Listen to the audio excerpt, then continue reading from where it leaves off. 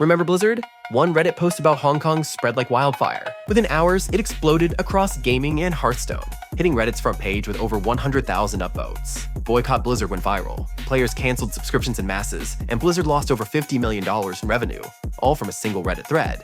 Just like them, our client lost $200,000 from a single Reddit post. They tried everything. Legal teams, Reddit support, other agencies. Nothing worked. Until they discovered our Trust Sentry AI technology. We've successfully removed 50,000 plus negative posts across 50 platforms. Last month alone, we removed 312 viral Reddit threads for our clients. One client's revenue jumped 250% the week after we removed their Reddit problem. Most reputation companies won't touch Reddit. They don't have the technology. Click the link in our bio. Get your free reputation audit now.